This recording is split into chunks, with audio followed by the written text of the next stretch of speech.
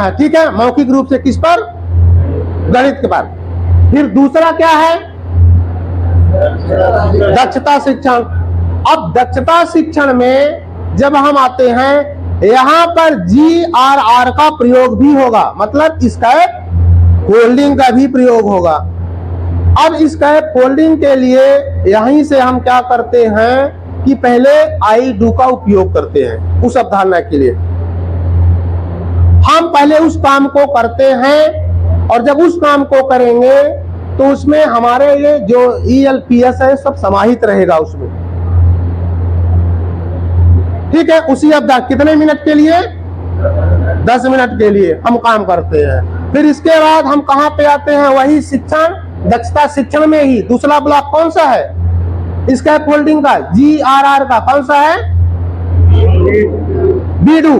तो बीडू पे जब हम जाते हैं 15 मिनट का काम करते हैं उसी अवधारणा से संबंधित, वही अवधारणा सिखा रहे हैं बच्चों को, जिसमें समूह में हम सब लोग होंगे, बच्चे होंगे, हम होंगे। कितने मिनट का? 15 मिनट को बस सिखाते हैं, उसमें भी ELPS होगा। ठीक है, अब इसके बाद कहां पे आते हैं? अब किस ब्लॉक में हम चले गए? तीसरे ब्लॉक में जाते हैं, दक्षता अभ्यास, यही ना है? तो दक्षता अभ्यास में का कार्य कहां पे होगा? यूडू, स्कैप फोल्डिंग का जो अगला चरण है और लास्ट चरण है। ठीक है, यूडू के माध्यम से उसमें किस पे काम हो रहा है? बच्चे पिक्चर पे काम करेंगे, बच्चे सिंबल पे काम करेंगे, लैंग्वेज में भी अपन लोग बात कर सकते हैं। ठीक है, ये काम बच्चे कहां पे करेंगे? अपने अभ्यास पुस्तिका में। ठीक है, यूडू का। ठीक है ना? तो कितने मिनट का है ये? 25 मिनट का। तो 25 मिनट में हमको उसमें बच्चों के अभ्यास पुस्तिका को भी चेक करना है। तो 10 मिनट क्या होगा? हम बच्चे अपना अभ्यास पुस्तिका में काम करेंगे और जो 15 मिनट का टाइम रहेगा उसमें हमको क्या करना है? अभ्यास पुस्तिका को चेक करना है, वर्कबुक को चेक करना। अब इसके बाद इतना होने के बाद, ठीक है, हमारे पास कितने मिनट का टाइम बच रहा है? 10 मिनट का। हमने 60 मिनट इसमें उपयोग किया, 10 मिनट हमारे पास टाइम बच रहा है, जो 70 मिनट का पीरियड है। उसमें हम जो अवधारणाएं थी उन अवधारणाओं के लिए हम उस अवधारणा में पक्की समझ बच्चों की बन गई है कि नहीं बनी है, उसके लिए हम चौथा ब्लॉक कौन सा है? गणितीय खेल। तो उस पर हम गणित के संबंध में बच्चों से खेल खिलवाएंगे, बात करेंगे उस अवधारणा से संबंधित कि हमने अगर चार संख्या की समझ विकसित करा रहे हैं या कराए हैं तो बच्चों से कहेंगे कि बेटा कोई भी गतिविधि ले लेंगे कि आप 4 के समूह में इकट्ठा हो जाओ या 4 पेन को हमको लेके दिखाओ या 4 बच्चों को टच करो। ठीक है, तो इस तरह से बहुत सारे गतिविधियां हम बच्चों से खेल खेल के माध्यम से, या कि जानवर बच्चा अपने परिवेश में देखा है, पशु देखा है, तो पूछेंगे कि अच्छा ये बताओ कि जो गाय के है तो गाय के कितने पैर होते हैं, बकरियों के कितने पैर होते हैं। तो अभी हमने 4 का ही उसमें अभ्यास बच्चों से करवाया था, उसी की अवधारणा विकसित कराई थी। तो कुल मिलाकर के यहाँ हमने अपने शिक्षण प्रक्रिया में शिक्षण प्रक्रिया को प्रभावी बनाने के लिए, अवधारणा की क्लियरिटी क्लियर करने के लिए बच्चों में हमने 4 ब्लॉक को लिया। उस चारों ब्लॉकों में ELPS का समावेशन करते हुए हमने अपने 70 मिनट के क्लास में बच्चों को दक्ष करने का प्रयास किया। तो मॉडल को पाठ योजना में किस प्रकार जोड़ा गया है? ELPS मॉडल को पाठ योजना में किस प्रकार, कौन से पाठ योजना? जो शिक्षक संरचना में टीचर गाइड में पाठ योजना बनी है, तो उस पाठ योजना में ELPS को कैसे जोड़ा? जैसे अभी हमने बात किया, ठीक है, कि पहला ब्लॉक अपन का कौन था? जो ब्लॉक पहला की बात करते हैं, मौखिक गणित पर बातचीत। तो उसमें आप देखें कि कैसे हम बात कर रहे हैं बच्चों से। ठीक है, तो उसमें एक्सपीरियंस भी जुड़ा है, हम भाषा में बात कर रहे हैं तो लैंग्वेज भी जुड़ा है। बच्चों को चित्र पूछ रहे हैं तो चित्र में है तो पिक्चर भी आ गया, और फिर चित्र के साथ साथ हम क्या दिखा रहे हैं? अब सिंबल दिखा रहे हैं, तो वो क्या किस में आ रहा है? एस में आ रहा है। ठीक है। फिर क्या है, इसी तरह I do, we do, you do में भी आप लोगों ने देखा। अब यू डू में भी क्या होता है कि यू डू में वहां पर बच्चों को काम करना होता है, तो वहां पर ELPS कैसे जुड़ रहा है, क्योंकि एक्सपीरियंस है तभी तो बच्चे वर्क बुक पर काम कर पा रहे हैं। ठीक है, उसमें क्या है, पिक्चर भी है, चित्र भी बने हैं ना, तो चूंकि चित्र भी बने हैं और यहाँ पे क्या बने हैं, प्रतीक भी बने हैं, तो चित्र को देख करके बच्चे प्रतीक के साथ उसको क्या करते हैं, मैच कर रहे हैं। और कहीं पर अगर ये लग रहा है कि बच्चे को कुछ कठिनाई हो रही है, वो हमसे जानना चाहता है लेकिन उसका उत्तर नहीं, वो हमसे कुछ बात करना चाहता है, तो उसके बारे में अगर हम जो भाषा का उपयोग कर रहे हैं तो उसमें क्या हो जाएगा, लैंग्वेज भी आ रहा है। ठीक है। फिर अगला क्या है, शिक्षण योजना में ELPS और 4 ब्लॉक पद्धति किस प्रकार दिखाई दे रहे हैं। अभी जो हमको करना क्या है, वो हम आपके उसमें ग्रुप में सेंड करते हैं, प्रतिभागी पुस्तिका आपके ग्रुप में सेंड की गई होगी। आप एक अभी हम उस पर बात करेंगे, उस आप सप्ताह को खोलेंगे और सप्ताह को खोलने के बाद जो शिक्षण संदर्शिका में वो जो पाठ्य योजना बनी है उसको आप देखेंगे कि क्या वास्तविक रूप में इस 4 ब्लॉकों में क्या ELPS का जुड़ाव है कि नहीं है। ठीक है, तो सभी ब्लॉकों में हम इसको देखेंगे और देखने के बाद अभी तक जो बात हुई है तो वास्तविक रूप में हम क्लियर करेंगे कि हाँ इसमें इस ब्लॉक में ये चीजें मिक्सचर है। ओवरऑल लास्ट में हम चलते हैं, जो शिक्षक संदर्शिका है, आपका जो टेक्स्ट बुक है, ठीक का समावेशन किया गया है और ELPS का भी समावेशन किया गया है। ठीक है, चलिए अब आगे चलते हैं, आगे उस पर बात करते हैं। तो यहां तक को समझ बन गई। बातचीत, फिर अवधारणा निर्माण पर क्या गतिविधियां, वही जो आई डू और बी डू हो रहा है, कंक्रीट के माध्यम से, पिक्चर के माध्यम से, ये सब हो रहा है ना, वही। फिर क्या है, अभ्यासकार और गणितीय खेल। अभ्यासकार कहाँ पे, दक्षता अभ्यासकार कहाँ पे होगा, बच्चों के अभ्यास पुस्तिका में, ये समाहित है। फिर क्या है, गणितीय खेल के क्रम में बच्चों के सीखने के प्रक्रिया को व्यवस्थित किया जा सकता है उसमें। ठीक है, फिर अगला क्या है, खेलों गतिविधियों और रोजमर्रा के अनुभवों को जोड़कर शिक्षण को अधिक प्रभावी और व्यवहारिक बनाया जा सकता है। मतलब अपने शिक्षण प्रक्रिया में, जब हम शिक्षण प्रक्रिया में हो, बच्चों के साथ करें, उसमें जुड़ेंगे। ऐसे शब्दों का, ऐसे चित्रों को हमको क्लास में नहीं लाना है अभी कक्षा 1-2 के बच्चों के लिए, कि जो उस चित्र को, उस जानवर को, उस पक्षी को या उस चीज को बच्चे अभी तक नहीं देख पाए हैं। ठीक है, उसका उपयोग करना है। फिर क्या है, ELPS पद्धति को अपनाते हुए भाषा, अनुभव, चित्र और प्रतीकों को संतुलन के साथ उपयोग करना चाहिए। मतलब एकदम संतुलन के साथ मिला करके, आराम से बात करके बच्चे उस बात को समझ पाए, देख पाए।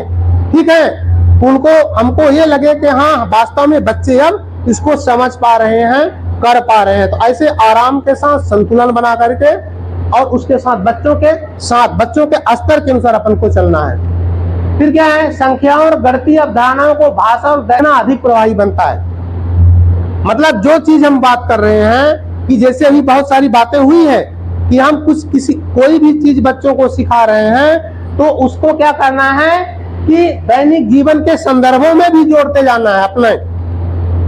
या बच्चों से पूरों की समझ विकसित करा रहे हैं तो बच्चों से पूछे कि अच्छा ये बताओ कि आप कितने रोटी खाते हो। जो बच्चे बैठे हैं उन्हीं से संबंधित पेन, कॉपी, टॉफी इत्यादि पर खूब हम बात कर लेंगे। ठीक है, तो इस तरह से जब बच्चों को हम क्लास में ही क्षेत्रीय वातावरण से जोड़ेंगे तो हमारी कक्षा क्या हो जाएगी, बेहतर ढंग से प्रभावी रहेगी। बच्चे आकर्षक रूप से हमारे क्लास में क्या करेंगे, रहेंगे। ठीक है, तो इस तरह से चूंकि हम जब क्लास में जाएंगे तो बच्चों के स्तर के अनुसार क्लास में जाएंगे। बात समझ में आ रही है ना। ये नहीं कि हम बहुत ज्यादा उस हिसाब से जाएंगे, हमको अपने बच्चों के स्तर के अनुसार क्लास में जा। एक क्या है, अमूर्त अवधारणा है, इसे देख या पकड़ नहीं सकते। तो गणित क्या है हमारी, अमूर्त ही है। ठीक है, गणित क्या है? अमूर्त है, जिसको देखा नहीं जा सकता और पकड़ा नहीं जा सकता। संख्या जैसे हम कहें कि 5, तो 5 क्या है? अगर हम इसको यहाँ पे 5 लिखते हैं तो ये क्या है? संख्या है। संख्या है किसको? जो वहां पे आप देख रहे हैं संख्याओं को 5 क्या दिख रहे हैं? 1 2 3 4 5 7 7 हम ले लेते हैं। वहां यहाँ क्या ले लेते हैं? वहीं से चलते हैं। ये 7 है, वो वस्तु है। 7 आम है। ठीक है, और अगर वो आम कंक्रीट में होते, मतलब कंक्रीट का मतलब ठोस, उसको हम पकड़ सकते हैं, छू सकते हैं, अनुभव कर सकते हैं, वो तो वस्तु है। ठीक है, मतलब कंक्रीट के रूप में। अब उसी को हमको चित्र के माध्यम से यहां दिखाया गया। 7 आम, उस 7 आम को हमको संख्या के रूप में, प्रतीक के रूप में दर्शाना है और दिखाना है कि जो ये 7 है, ये 7 आम हैं, इसको हम संख्या के रूप में कैसे लिखेंगे, प्रतीक के रूप में कैसे लिखेंगे। ठीक है, तो हमारे गणितज्ञों ने ये सोचा और ये हमको प्रतीक दिया कि 7 वस्तु को हमको प्रतीक के रूप में अगर दर्शाना है तो हमको इसके रूप में दर्शाना पड़ेगा। ठीक है, तो इसको हम ना छू सकते और ना हम इसको पकड़ सकते और ना देख सकते। अब प्रश्न यह उठता है कि अरे साहब, ये आप 7 तो लिखे हैं, हम 7 को देख रहे हैं और आप कह रहे हो देख नहीं सकते हैं, यही ना है। तो आप उसके प्रतीक को देख पा रहे हैं, उस संख्या के प्रतीक को, जो संख्या 7 रही होगी। ठीक है, आम भी हो सकता है, प्याज भी हो सकता है, लोग भी हो सकते हैं। ठीक है, कोई वस्तु भी हो सकता है, लेकिन उस चीज, उस वस्तु, उस मूर्त को हमको, उस मूर्त रूप को हमको प्रतीक के माध्यम से यहाँ पे हमको शो करना है। ठीक है, तो हम वस्तु होती तो उसको पकड़ लेते, उसको देख लेते। अगर हम कहें कि हम ये चल रहे हैं, ये क्या कर रहे हैं? चल रहे हैं, तो आप क्या किसको देख रहे हैं? हमको देख रहे हैं, कुछ चलने को देख रहे हैं। हमको आप देख रहे हैं कि हम चल रहे हैं और वो हमारे एक्शन को आप महसूस कर रहे हैं। आपको लग रहा है ये चलने वाला एक्शन है। ठीक है, लेकिन देख किसको रहे हैं? हमको देख रहे हैं। उसी तरह वस्तु जो है, हम कोई 4 5 7 की बात कर रहे हैं, तो आप चाहे 7 लोग को ले लीजिए, चाहे कोई वस्तु ले लीजिए, इस तरह आम वगैरह, तो उसको हम प्रतीक के माध्यम से ऐसे कर पा रहे हैं, लेकिन हम प्रतीक को देख रहे हैं, ना कि उस संख्या को देख रहे हैं। ठीक है, मतलब उस संख्या का प्रतीक ये होगा। बात समझ में आई? तो यहां इसलिए ये कहा है कि संख्या एक अमूर्त अवधारणा है, जिसको हम ना छू सकते हैं और ना पकड़ सकते हैं। हमने 5 बोला तो 5 कुछ भी हो सकता है, 7 बोला तो 7 कुछ भी हो सकता है, कोई भी वस्तु 7 हो सकती है। ठीक है, और जो हमारे मन मस्तिष्क में चलती रहती है, तो उस 7 को, उस 5 को हमको प्रतीकों के द्वारा दर्शाना है, तो हमने ऐसे दर्शा दिया कि ये है प्रतीक। ठीक है, उस बार बात हो रही थी कि ये संख्या और संख्यांक क्या है। तो संख्या क्या है? वही जो हमने 5 लिखा, ये 7 लिखा, क्या है? संख्या। और संख्यांक, अंक, इसमें कितने अंक हैं? एक ही अंक है कि नहीं? अगर इसको हम इसको इस तरह लिख देते हैं तो ये क्या है? संख्या कितनी हो गई? संख्या 2 हो गई कि 75? 75 हो गई ना, लेकिन संख्यांक कितने हो गए? 2 हो गए। कौन कौन? एक 7 और दूसरा 5। ठीक है, तो अब इसको संख्याएं एक अमूर्त अवधारणा है, इसको हम न पकड़ सकते ना छू सकते और ना देख सकते। ठीक है, बस एक संकल्पना हमने बना रखा है कि 7 होता है तो 7 वस्तु को इस तरह से उसको प्रतीक के माध्यम से उसको दर्शाया जाता है। ठीक है, अब ये आपके सामने है कि तीसरी गाड़ी लाल रंग की है, किसी वस्तु की क्रम या अनुक्रम में स्थिति को दर्शाने के लिए करते हैं। ये तीसरी गाड़ी किस क्रम में है? उधर से देखते हैं किस क्रम में है? तीसरे क्रम में है। ठीक है, और इधर से, और अगर हम बच्चों से कहते हैं कि पहले गाड़ी कौन सी है? बैगनी, पीली, फिर लाल, फिर बैगनी। ठीक है, तो कौन सी गाड़ी पहले लाल रंग की है? तो हम लास्ट में क्या बोला? बैगनी। तो बच्चे क्या कर देते हैं? बैगनी ही है तीसरे कलर में, ऐसा भी। ठीक है, और अगर फिर या दूसरा कुछ हम बोलते हैं कि ये है, इसको ऐसे बोल देते हैं कि लाल, या इस तरह बोल देते हैं कि तीसरे क्रम में ढूंढना है मान लीजिए, तो हम ऐसे बोल देते हैं कि पीली और बैगनी और लाल। अब कौन सा है तीसरे क्रम में? तो क्या बच्चा बोल देगा? शुरू जब लास्ट जिस शब्द को हम समाप्त कर रहे हैं उसी को फिर से बोल देता है। क्यों? क्यों? वही उसके ध्यान में रहता है, उसको अच्छे से अभी उसके क्रम की समझ नहीं है। इसको जैसे अभी नीचे देखते हैं, नीचे करते हैं, इसको देखिए थोड़ा, संख्या को समझना शुरू करना। अब ये देखिए 4, 3 फूल, इधर ये देखिए प्रत्येक चित्र का संख्या, चित्र और संख्या का नाम, संख्या चिन्ह, उंगलियों की मदद से लेना, वस्तुओं को गिनना। अब वो 4 क्या कर रहे हैं? 4 वो बता रहे हैं कि ये क्या है? 1 2 3 उंगली से ये बताया जा रहा है क्या है? 4 है। सेव को चित्र के माध्यम से दिखाया जा रहा है, क्या है? ये सेव है। कितने हैं? 3 हैं। 3 से उंगलियों की मदद से लेना, वस्तुओं को गिनना। अब वहां पे 4 हैं, तो अब सेव कितना दिखाया जा रहा है? तो बच्चे से पूछा जाता कि ये बताओ कि जितनी उंगलियां हैं क्या उतना सेव है? जितनी उंगलियां हैं क्या उतना सेव है कि नहीं है? तो नहीं है, तो कितना नहीं है?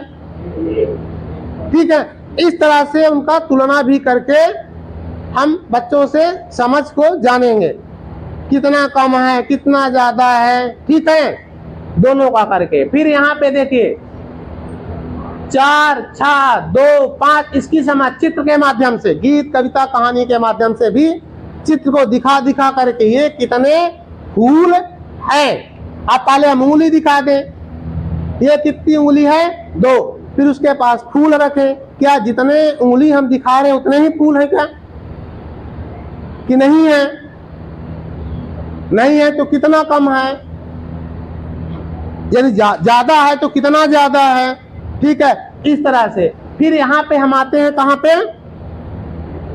संख्या पे आते हैं। अब वही 8, 6, 9 जो हम अंगुली के माध्यम से या फूलों के माध्यम से या कंक्रीट के माध्यम से जो चीज हम बच्चों को दिखाएं या चित्रों के माध्यम से, उसको फिर लास्ट में यहाँ पे कहाँ पे लाते हैं? संख्या चिन्ह के माध्यम से, जो प्रतीक है।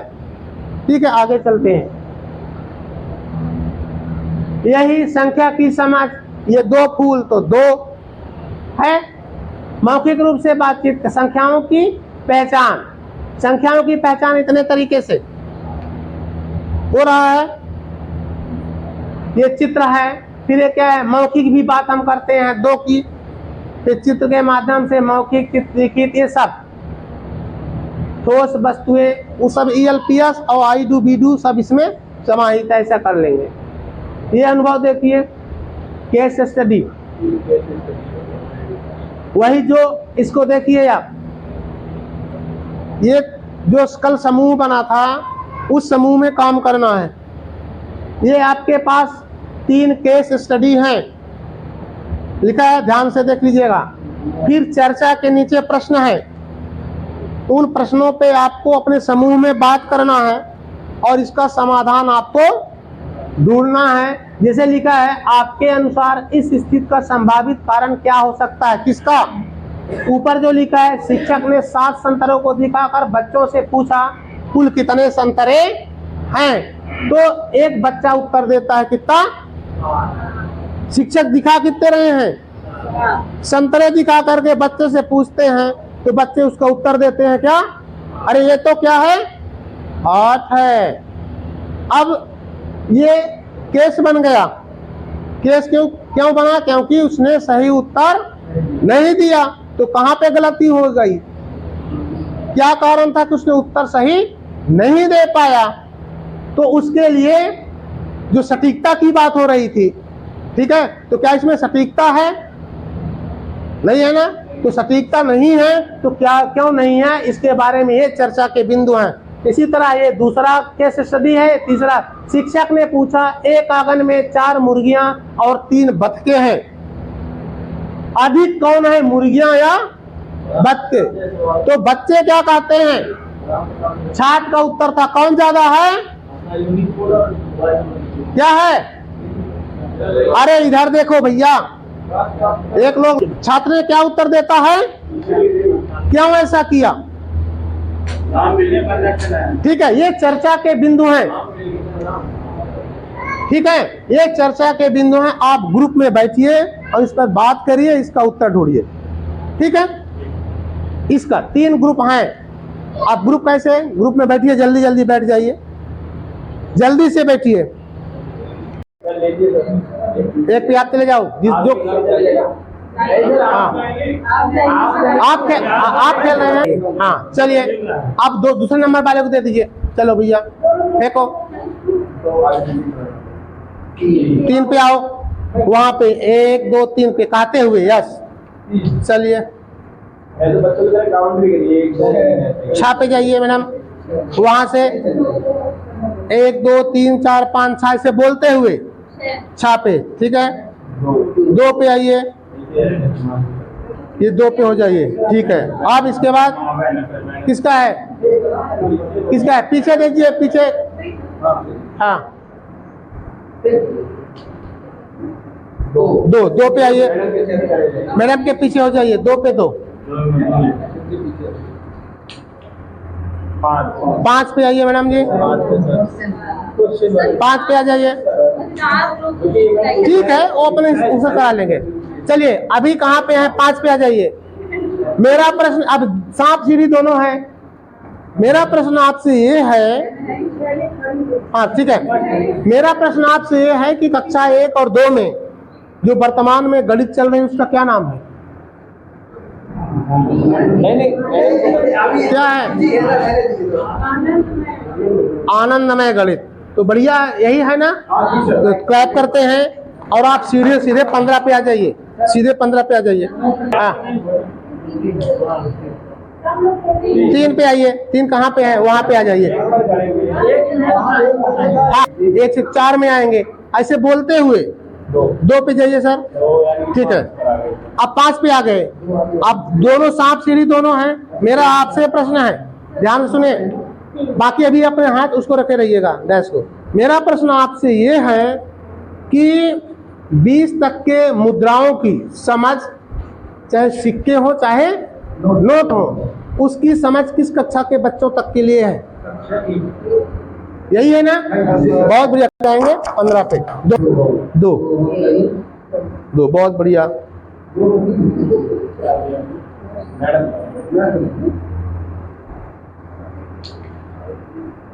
4 पे आई, गिनी 4 अपना।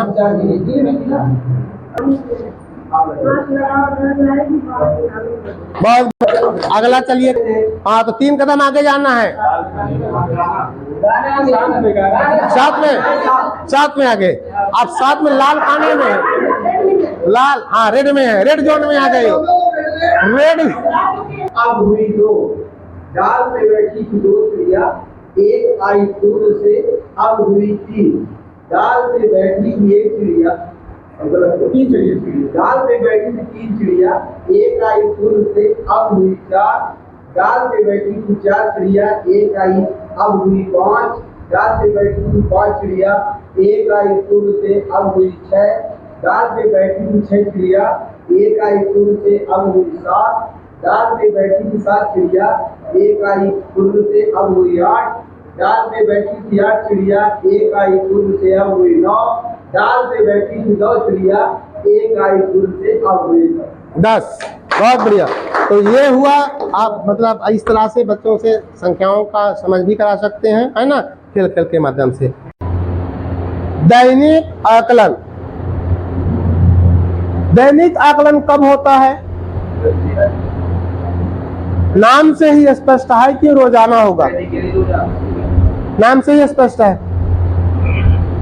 और इसके लिए आप सबको पता है कि दैनिक आकलन में हम क्या क्या काम करते हैं, कि दैनिक आकलन में हमारा जुड़ाव जो होगा शिक्षक संदर्शिका से होगा, हमारा जुड़ाव टेक्स्ट बुक से होगा, हमारा जुड़ाव बच्चों के अभ्यास पुस्तिका से होगा। ठीक है, ये तीनों का जुड़ाव होगा। अब उसके लिए आपको पता है कि इसमें पहले हमको क्या करना है, 70 मिनट के पीरियड में, दैनिक सप्ताह की हम बात कर रहे हैं, तो 70 मिनट के पीरियड में अपन लोग पहले 10 मिनट बात करते हैं मौखिक रूप से गणित पर बातचीत। ठीक है, जो भी हमारी अवधारणा है उस अवधारणा के प्रति बच्चों को जोड़ने के लिए हमको पहले क्या करना है, 10 मिनट मौखिक रूप से बातचीत करना है। और उस जो पहला ब्लॉक कहलाएगा उसमें हमारा, क्योंकि हम बच्चों से मौखिक रूप से बात कर रहे हैं, पूर्व अवधारणा से जोड़ रहे हैं बच्चों को, तो उसमें हमारा एक्सपीरियंस हम बच्चों से ले रहे हैं, तो ई समाहित है। ई है ना शिक्षण प्रक्रिया, हम बात कर रहे हैं, कन्वर्सेशन कर रहे हैं, संवाद कर रहे हैं, तो हमारा एल भी समाहित है। और हम अगर चित्र का उपयोग कर रहे हैं, चित्र के बारे में बच्चों को बता के बात कर रहे हैं, चित्र के बारे में बच्चों से पूछ रहे हैं, उस अवधारणा में तो वहाँ पिक्चर भी आ रहा है। और अगर संख्या को हम दिखा रहे हैं तो वहाँ पे हमारा सिंबल भी आ रहा है। तो ये कितने मिनट का होगा, 10 मिनट का होगा। अब इसके बाद हम फिर कहाँ पे आते हैं, दूसरे ब्लॉक में। दूसरे ब्लॉक में जो कहलाता है दक्षता शिक्षण। दक्षता शिक्षण में जब हम होंगे तो यहीं से स्कैप फोल्डिंग या GRR की प्रक्रिया चालू हो जाएगी। ठीक है, तो स्कैप फोल्डिंग या GRR प्रक्रिया जब यहाँ पे चालू होगी, इसमें आपके जो शिक्षण प्रक्रिया हैं ELPS, ये चारों इसमें समाहित हैं।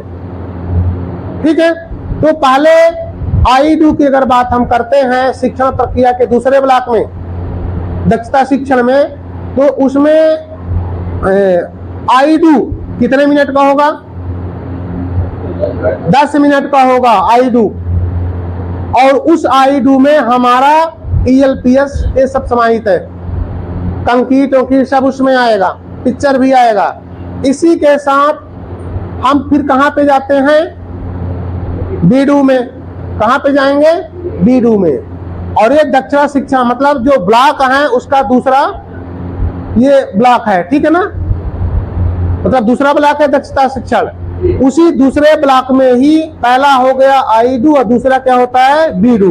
तो बीडू जो है, तो बीडू कितने मिनट का होगा, 15 मिनट का होगा। इस बीडू में क्या होता है, शिक्षक और बच्चे दोनों समान रूप से मिलकर के काम करेंगे, दोनों के भागीदारी क्या होगी, बराबर की होगी। 15 मिनट का हो गया। ठीक है, अब इसके बाद हम कहाँ पे जाएंगे, ब्लॉक, तीसरे ब्लॉक पे जाते हैं। ये तीसरा ब्लॉक क्या कह रहा है, उसका क्या नाम है, दक्षता अभ्यास। अब जब दक्षता अभ्यास पे हम जाते हैं तो वहां पे कितने मिनट का काम होगा, 25 मिनट का होगा। तो 25 मिनट के काम में हम क्या करेंगे कि बच्चों को 10 मिनट वर्ग बुक पर बच्चे काम करेंगे, 15 मिनट शेष रह जाएगा। तो 15 मिनट में हम बच्चों के अभ्यास पुस्तिका को चेक करेंगे। ठीक है, कितने मिनट टोटल अभी तक हो गए, 60। अब कितना मिनट बच रहा है, 10। तो 10 मिनट जो शेष बचेगा उसमें हम जो अवधारणाएं हमने बच्चों को सिखा रहे थे उसके पुष्टिकरण करने के लिए हम क्या करेंगे, गणितीय खेल होगा। पुष्टिकरण के लिए कितने मिनट का, 10 मिनट का। तो इस तरह से 70 मिनट का पीरियड इसमें डिवाइड है। अब इसी में वर्कबुक है, वर्कशीट। वर्कबुक में क्या है, वर्कशीट। और वर्कशीट में साहब 3 चित्र बने हैं नीचे, जो एक स्टार का है और एक थंब का है और एक काय का है, स्माइली का है। उसमें हमको ये देखना है कि जो हम तो दैनिक वाले में जितने भी प्रश्न होंगे उन प्रश्नों में से अगर बच्चा 70% से ऊपर कर लिया है तो किसमें टिक लगाएंगे, जो नीचे स्टार में, ठीक है, उसमें सही का टिक लगा करके दस्तखत कर देंगे और डेट डाल देंगे अपना। और अगर वह बच्चा 50 से लेकर के 70 तक में है तो क्या उसमें क्या करेंगे, किसमें सही का टिक लगाएंगे, थंब वाले में, और डेट डाल के ये कर देंगे, सिग्नेचर कर देंगे। और जो 50 से कम है, 50% से कम है, तब किसमें सही का टिक लगाएंगे, स्माइल में, ठीक है। और क्या करेंगे, सिग्नेचर करके डेट डाल देंगे। तो ये आपको दैनिक जो अभ्यास है उसको कंप्लीट करना है, दैनिक आकलन वाला। ये बात दैनिक वाला समझ में आ गया ना, जो पर डे होगा और रोजाना होगा। पर डे मतलब रोजाना, दैनिक, ठीक है। इसको हमको करना है। इसमें कोई ट्रैकर नहीं बनेगा, ठीक है ना, इसमें कोई समूह का निर्माण होगा। ये बात समझ में आ गई। तीसरा है 4 अलग-अलग परिस्थितियां दी जाएंगी, 4 अलग-अलग परिस्थितियां हैं। फिर है प्रत्येक क्रिया को रोल प्ले के लिए किसी भी एक परिस्थिति को चुनना है। अगला, परिस्थिति के चयन के बाद रोल प्ले की तैयारी के लिए प्रयास को 2-3 मिनट का समय दिया जाएगा। प्रयास अपने रोल प्ले का स्पष्टीकरण करेंगे। तो शायद कुछ इसके नियम हैं, परिस्थितियां क्या है आपके उस मॉड्यूल में है, उसको हम पढ़ रहे हैं एक बार। पहला परिस्थिति है, बच्चा कक्षा पहली में पढ़ता है। किस कक्षा में पढ़ रहा है, मम्मी अपने बच्चों को किचन के किसी सामान या कामकाज से संबंधित कुछ सिखाती है। ये पहला है कि लड़का जिस क्लास में है, पता होगा तो कैसे गद्दी से उतारा, और उन्हें प्रतिज्ञा दिया था कि हम शिखर तब तक नहीं बांधेंगे जब तक इस राजा को इस गद्दी से नहीं बांध सकते। तो आप समय और क्षमता है। हनुमान जी जैसे कि आज दिखाना पड़ता है कि लगता कूद के काम जाएगा, ठीक है, आप सब कर सकते हैं और बेहतर से बेहतर कर सकते हैं, इसमें कोई दो राय की बात नहीं है। तो अभी आप लोगों ने धीरज साहब ने बताया कि अभिभावक अपने बच्चों का सहयोग कैसे कर सकते हैं। दूसरा प्रश्न था कि वर्तमान में अभिभावकों की सहभागिता कैसे हो सकती है स्कूल में। आप लोगों ने अभी हाल ही में नेशनल मेला का आयोजन किया है स्कूलों में बेहतर ढंग से। 26 जनवरी भी आ रही है, उसमें अब अभिभावकों को इन्वाइट करेंगे। और नेशनल मेला में आपने उन अभिभावकों के बच्चे जो आए थे वो देख रहे थे अभिभावक की हमारे बच्चे कैसे बेहतर से बेहतर प्रदर्शन कर पा रहे हैं। तो क्या अभिभावकों को तो उसमें जोड़ना था नेशनल मेला में। बच्चों की बुनियादी साक्षरता संज्ञान की समझ में अभिभावक खुद देखें। ये बहुत सारे विभिन्न प्रकार के कारनामे आप करते हैं स्कूलों में, क्योंकि कुछ ना कुछ उद्देश्य होता है। और इस शैक्षिक संवाद का जो उद्देश्य है, आप सभी लोगों ने जो मिलता जुलता। जन शिक्षा केंद्र स्तर पर जब शैक्षिक संवाद का आयोजन होगा, वहां जन शिक्षा केंद्र अंतर्गत सभी सारे शिक्षक आएंगे। तो एक तरह से उनका व्यावसायिक उन्नयन होगा, क्योंकि शिक्षक का व्यवसाय क्या है? शिक्षा ही देना है बच्चों को। तो वहां पर हम जब जन शिक्षा केंद्र स्तर पर जाएंगे तो विभिन्न प्रकार के टीचर रहेंगे, विभिन्न प्रकार के शिक्षक रहेंगे। अपने जो अनुभव को वहां पे रखेंगे, उस पर शेयर करेंगे कि हमारे स्कूल में हम अपने बच्चों को इस तरह से शिक्षा देते हैं। पहले हमारे स्कूल में ये था, ऐसी समस्या थी। अब हमने उस समस्या को फेस करते हुए जो भी समस्या रही हो एकेडमिक में, बच्चों को सिखाने में, हमने इसी विधि का उपयोग किया, तो हमारे बच्चे बढ़िया सीख पा रहे हैं, हमारी स्कूल बढ़िया चल रही है। ठीक है। तो विभिन्न प्रकार के जब शिक्षक वहाँ पे इकट्ठा होंगे तो अपनी जो बेस्ट प्रैक्टिस होगी वहाँ की स्कूल की, उसको साझा कर पाएंगे, एक दूसरे को बता पाएंगे, और उस सीख को हम फिर अपने स्कूल में ले जाएंगे और बच्चे के साथ उसी तरह की गतिविधियां या प्रक्रिया करेंगे, तो हमारे स्कूल में बच्चों में व्यापक सुधार होगा। तो एक तो उद्देश्य नहीं होता है। दूसरा क्या हो सकता है?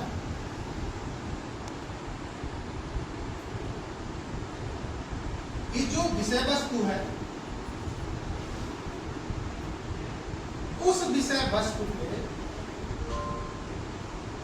जो हमारे साथ चुनौती आती है या जो समस्या होती है, उस समस्या का समाधान यहाँ पे खोज पाएंगे। क्योंकि संवाद में सबको अपन को बात रखना है कि भाई हमारे यहाँ इस तरह की समस्या इस विषय पे हो रही है। ठीक है। तो उस समस्या का क्या समाधान हो सकता है, तो यहाँ पे अपन लोग खोज पाएंगे, क्योंकि इतने सब चीजों शिक्षक बैठे हैं, है कि नहीं? तीसरी बात कि विषय वस्तु के प्रति हम अपनी पक्की समझ बना पाएंगे। ठीक है।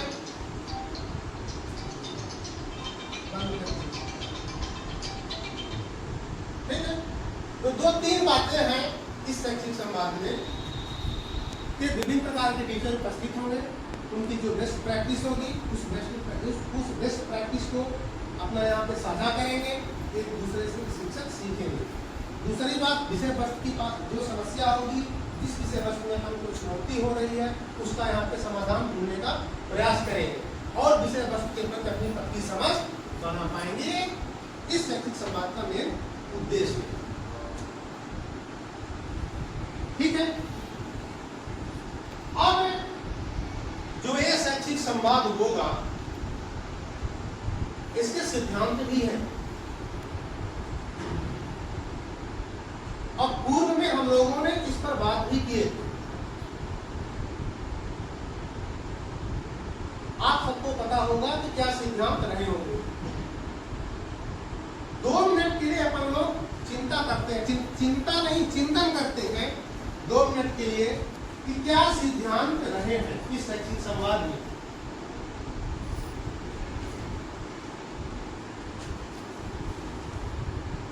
वीडियो में बनाया दो। अनुभूत, परानुभूत, 3 नाम हो गए इसके। किसके? सहानुभूत के हिंदी में 3 नाम हो गए। कौन कौन?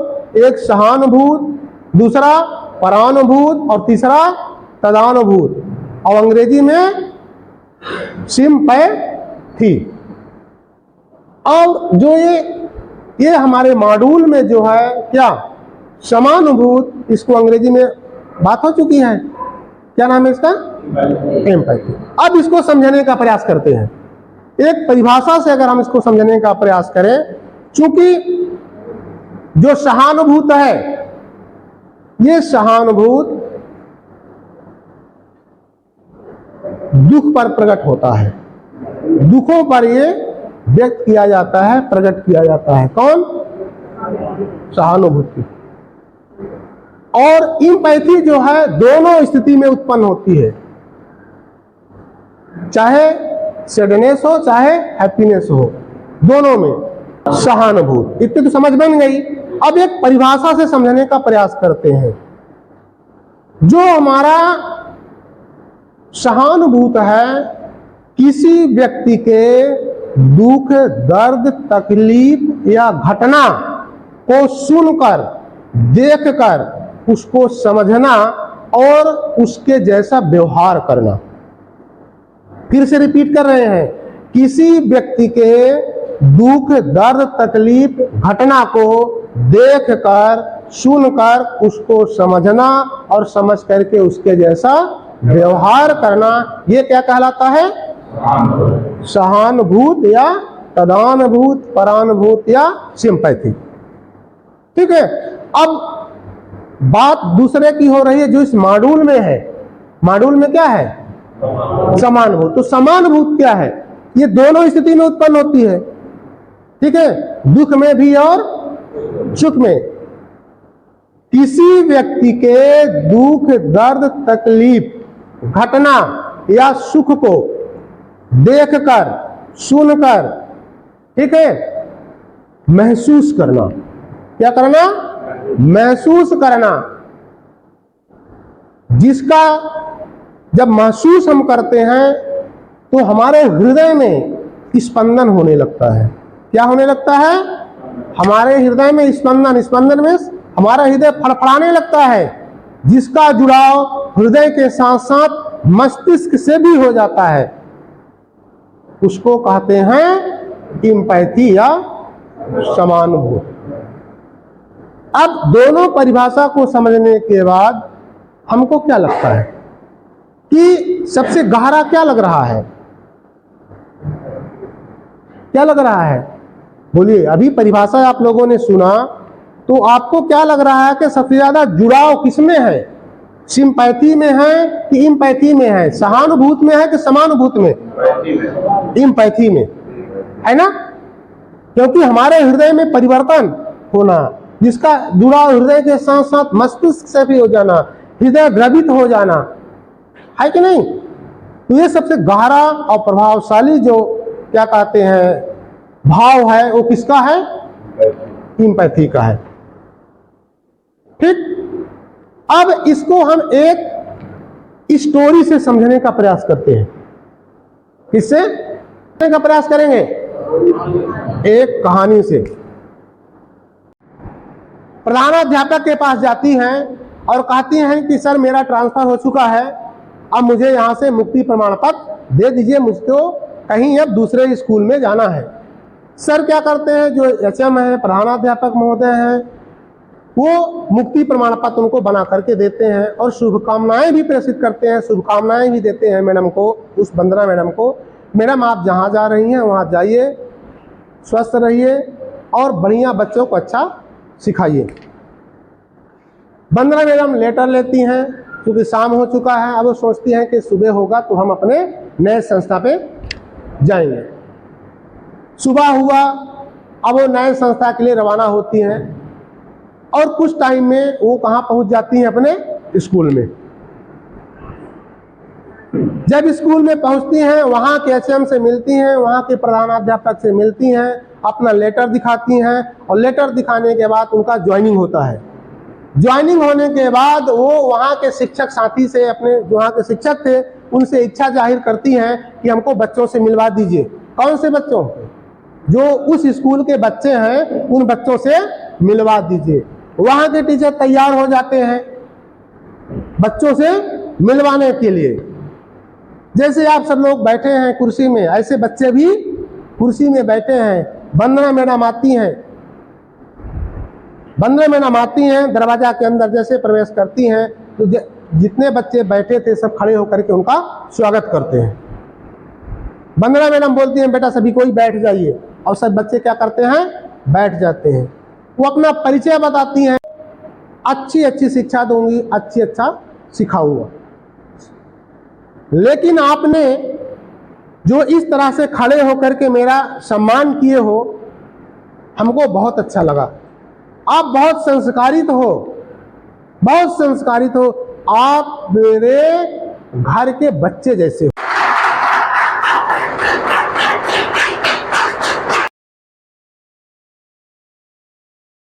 के 5 दिवसीय प्रशिक्षण के समापन अवसर पर हमारे विद्वान DRG आदरणीय डॉक्टर शुक्ला जी, आदरणीय शैलेंद्र सिंह जी और आप सभी हेडमास्टर्स, साथियों, आपको ये बताना चाहता हूँ कि जब भोपाल में 5 दिवसीय प्रशिक्षण हुआ तो ये 8 लोग और मैं, डाइट की ओर से मैं गया था साथ में।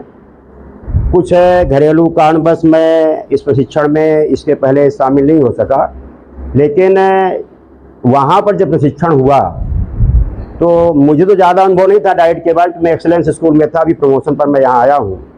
लेकिन हम जब इन 8 लोगों को वहाँ पर देखा, इनका प्रदर्शन देखा, तो मुझे लगा कि इनमें कोई कमी है ही नहीं है।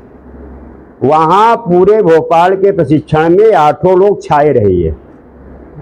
मुझे ऐसा लगा, मैं हालांकि प्रशिक्षण यहाँ नहीं देखा हूँ अभी, पर मुझे ऐसा विश्वास है कि ये 8 लोग मिलकर के 14 मॉड्यूल था, उस 14 मॉड्यूल को जैसा कि यहाँ प्रशिक्षण दिए होंगे, क्योंकि हमने भोपाल में लोगों को देखा था अच्छे ढंग से कि आपको कोई कमी नहीं रही होगी।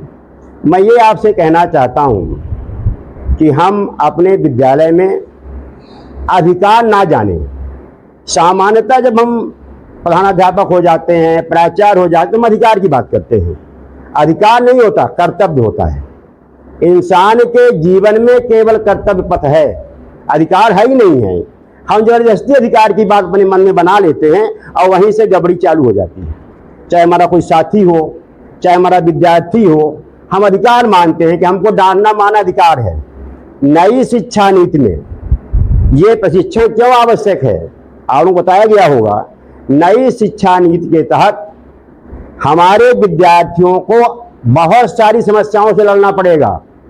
आने वाले भविष्य में बहुत सारी समस्याएं होंगी हमारे जीवन में, तो हमारा विद्यार्थी उनसे लड़ने के लिए कैसे तैयार हो, उसमें नेतृत्व की भावना का विकास करना है। और इस नेतृत्व की भावना का विकास कैसे होगा, इस विषय के लिए 14 मॉड्यूल का निर्माण किया गया है। और इसके लिए आवश्यकता आई कि पहले हमारा प्रधानाध्यापक इसके लिए सही हो जाए, वो अपना नेतृत्व विकास डेवलपमेंट कर ले। अगर वो सही ढंग से डेवलपमेंट कर लेगा, विकास कर लेगा, तो उसके अधीनस्थ जो हमारे साथी हैं उनमें उसका प्रभाव पड़ेगा, हमारे विद्यार्थियों पर प्रभाव पड़ेगा। हम सामान्यतः कोई समस्या आती है तो अपने हिसाब से उसको तय करते हैं, ऐसा नहीं है। ये लोगों ने बताया होगा आपको कि हमें बच्चे की समस्या को बारीकी से समझना है, अपनी राय नहीं थोपना उससे ऊपर, और उस समस्या का विधिवत ढंग से कैसे निराकरण हो सकता है वो निराकरण करना है। तो आप लोग, हमारा ऐसा मानना है कि अपने विद्यालयों में जाएंगे तो अपने पद को अधिकार नहीं समझेंगे, कर्तव्य का पद समझ करके, चाहे आपका साथी हो, चाहे आपका विद्यार्थी हो, और उसका कायदे से विकास करेंगे। मेरा ऐसा भी मानना है कि यदि ये 5 दिवस का प्रशिक्षण आपने बेहतर ढंग से लिया होगा तो केवल बच्चों पर असर नहीं पड़ेगा, आपके जीवन में, आपके परिवार में और आपके बच्चे पर भी इसका प्रभाव दिखेगा आपको। ऐसा नहीं होता कि हम केवल शिक्षक हैं तो दूसरे के लिए हैं। अगर हम सही ढंग से शिक्षकीय कार्य कर रहे हैं तो हमारे जीवन में, हमारे परिवार में, हमारे बच्चों पर भी उसका असर पड़ता है। अब हम समझ पाए या ना समझ पाए, हम टीचर हो गए इसका अर्थ नहीं होता हम तनख्वाह लेंगे बस, इसका अर्थ नहीं है। हमारी ड्यूटी है कि हमको जिनका दायित्व सौंपा गया है वो मैं पूरा कर पा रहा हूँ कि नहीं कर पा रहा हूँ, ये मुझे सोचना है, समझना है, और तभी हम आगे बढ़ पाएंगे।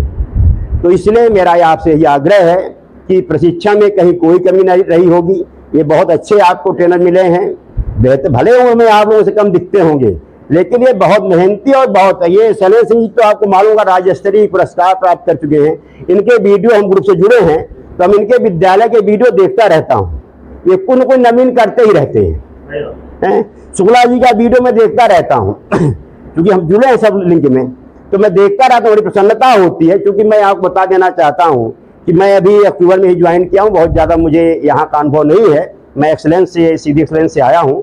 मुझे केवल पढ़ाने का अनुभव जरूर था वहाँ पर ये यहाँ आकर के मैंने 4 से मैंने बहुत कुछ देखा है, समझा है और कुछ करने का प्रयास भी किया। लेकिन कुछ हमारी घरेलू परेशानी थी, इसलिए मैं ज़्यादा इसमें समय नहीं दे पाया। लेकिन मैं वापस आ गया हूँ। अब जो भी आगे होगा ठीक ढंग से होगा। तो मेरा यह आपसे आग्रह है कि आप विद्यालय में जाएंगे जब, तो आप अपने कर्तव्य को समझ करके बेहतर से बेहतर करने का प्रयास करेंगे। धन्यवाद। जय हिंद।